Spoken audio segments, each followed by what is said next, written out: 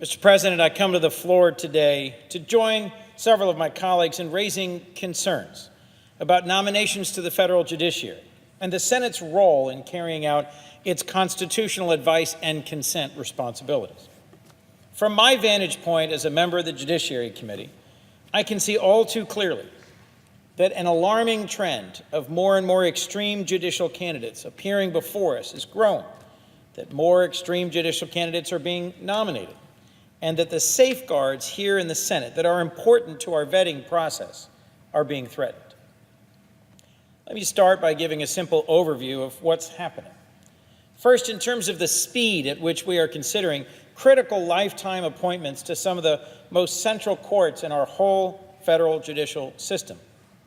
Just this week, my Republican colleagues have brought forward 4 circuit court nominees, 4 nominees in 1 week, beginning to end. That's more than the number of circuit court nominees that were confirmed in the entire first year of President Obama's presidency. More importantly to me than the speed is the quality of our process of reviewing these important nominations. The American Bar Association has issued unanimous, not qualified ratings for 2 current judicial nominees. That hasn't happened in over a decade, since 2006. The American Bar Association is not a partisan or political group. Founded in 1878, the ABA is a national professional organization with over 400,000 attorney members. The ABA's uncontroversial objectives are to serve its members, improve the legal profession, enhance diversity, and advance and secure the rule of law in our nation. Its contributions to the legal profession are significant. It's the ABA that accredits law schools and establishes model ethical codes. Additionally, since 1953, when President Eisenhower invited the ABA to provide specific, timely input on candidates for federal judgeships, the ABA has evaluated nominees for professional competence, integrity, and judicial temperament. This is a rigorous process that involves collecting impartial peer review evaluations of candidates. It's startling that less than a year into this administration, 2 nominees have already received not qualified ratings from the ABA. And 2 more nominees are under consideration of what's called a second evaluator. This is concerning. You see, the ABA doesn't take giving a not qualified rating lightly. Anytime an evaluator is considering recommending not qualified, a second evaluator is brought in to conduct an independent review. I believe all nominees to lifetime Article III appointments on the federal bench should have the competence, integrity, and temperament to do the important work that federal judges are called on to perform. The nominees we are seeing not only raise concerns about professional qualifications and the speed with which they've been processed, many of the president's recent candidates are notable for their polarizing, divisive, even offensive rhetoric, rather than the depth of their legal experience or the quality of their judicial temperament. I'll give you just a few selections from a broad range. We have recently considered candidates on the Judiciary Committee who had blogged at length in support of birtherism, the discredited and untrue conspiracy theory that suggested our immediate past president wasn't born in the United States. Another suggested that, and I quote, Mama Pelosi should be gagged. Another called Supreme Court Justice Kennedy a, quote, judicial prostitute, unquote. Compared abortion to slavery, complained Americans overreacted to Sandy Hook, repeated anti-gay slurs, and said transgender children are proof that Satan's plan is working. Many alarming, even extreme comments are in the records of folks brought forward for confirmation, a startling number of them. Frankly, this isn't about party allegiance, about being a Republican or a Democrat, being a conservative or a liberal. This is about having the judgment, the temperament to be a federal judge. The mechanisms we have for completely evaluating nominees are today being strained. The American Bar Association has been cut out of some of the White House's efforts, its pre-nomination vetting process. That means when the ABA conducts its evaluation and seeks feedback from a candidate's peers, they discover the nomination's already been announced by the White House. If the candidate's already been chosen, understandably, lawyers are reluctant to provide candid feedback when they know a potential federal judge has already been nominated.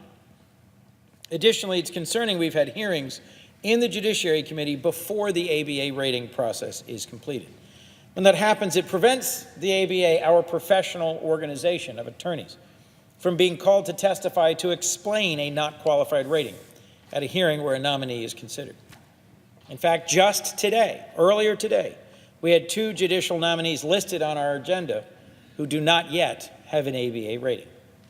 I'm not suggesting every senator needs to vote in lockstep with the ABA rating, but I feel strongly the ABA's evaluation must be available to senators before they're asked to vote on a nominee for a lifetime position as a federal judge. Another tool that's under attack that is a century-old tradition of the Judiciary Committee is the so-called blue slip. This is a practice that allows the 2 home state senators to give a positive or negative recommendation on a nominee before they receive a hearing and are considered for lifetime tenure. It allows each senator to approve the judicial nominations for vacancies in their home states or in the circuit courts where a seat is traditionally associated with that home seat. By requiring blue slips be returned before a nominee is considered, each senator is afforded the courtesy to evaluate whether or not a judicial nominee will meet the needs of his or her constituents and the priorities and values of his home state. It's an important tool for ensuring the White House of either party consults with senators about the judicial candidates the president's considering for nomination. In the end, this tool promotes consensus candidates by ensuring all senators' views are taken into account, irrespective of partisan registration. As a senator from Delaware, a state with 2 current judicial vacancies on one of the busiest district courts in America, one that only has 4 active judgeships, I've been focused on working collaboratively with the White House in a productive manner that ensures my state gets qualified consensus nominees from the White House. And I'm pleased to report that Senator Carper and I have had a very positive experience so far working with the White House on these potential nominations. And it's my hope we'll soon see nominees I can support without reservation. But the blue slip process ensures that this consultative, constructive experience is the rule, not the exception. It's unfortunate that this blue slip practice, this century-old tradition of the Judiciary Committee, is under sustained attack. I believe we should maintain it for all senators in the best interests of this institution and our federal judiciary. Article 3 judges, as I've said, serve with lifetime tenure. They decide issues of civil rights, of personal freedom, commercial disputes of enormous value, even life and death.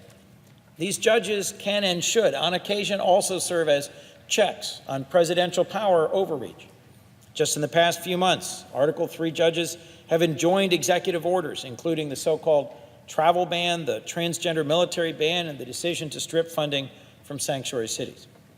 We should be advancing nominees who can earn broad support from members of both parties, nominees with the experience to handle some of the most complex and demanding judicial issues of our time, nominees who've demonstrated the temperament to administer justice fairly. These nominations matter. The nominees who will fill the 140 current judicial vacancies on district and circuit courts across our country will play a critical role in either protecting or undermining the constitutional rights that are the bedrock of our republic. Our courts must continue to be the place where everyone's treated fairly and the legal rights of our citizens can be vindicated. Mr. President, I want to close by calling on my colleagues to reconsider how we're conducting the judicial nominee process. This race to confirm as many nominees as possible is not how we respect the rule of law, one of our most treasured American values. I've come to the floor multiple times since the beginning of this Congress to convey and speak about the importance of bipartisanship, and I will continue to do that today. As we've seen in important public policy matters, from the health care debate to the current debate on tax reform, Republicans and Democrats need to work together to get things done. Purely partisan processes won't succeed in this or future Congresses. We have to work together to protect our democracy and our rule of law.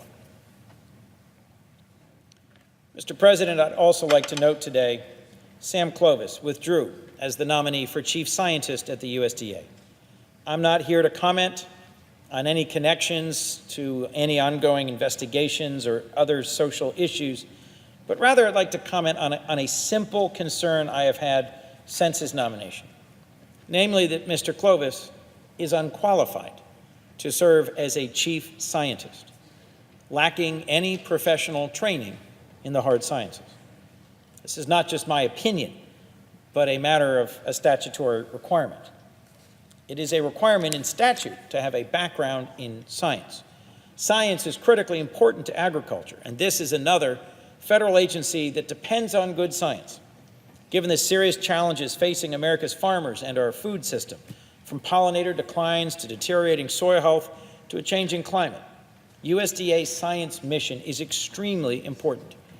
As someone whose home state university has a vibrant Department of Agriculture, as someone who knows the very broad range of federal funding from USDA that supports agricultural-related scientific research, the USDA is critical in helping provide our farmers with the information they need to improve plant and animal resilience, to be more effective stewards of the land, and to adopt new technologies and practices on their farms.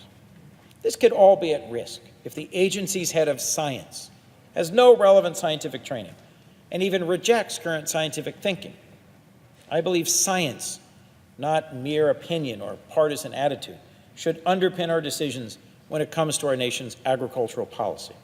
It's my hope the administration will now go back and recommend a nominee who is scientifically trained and who cares deeply about the role of science in our nation's agriculture. Thank you. With that, Mr. President, I yield the floor.